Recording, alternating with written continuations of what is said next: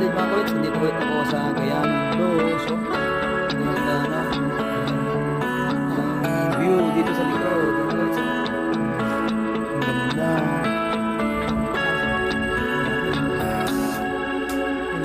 Ito sa likod ng lokal ng Sitio Gayaman Dos. Sila. Dito sa ng kape. O habang nagpapainit pa, dito muna ako sa likod. Side viewing muna. Nasa dyan sa ganda. Ayun. Diba? Ganda.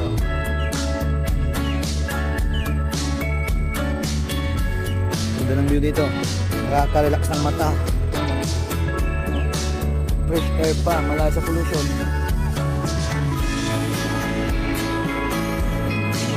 Sila, kape.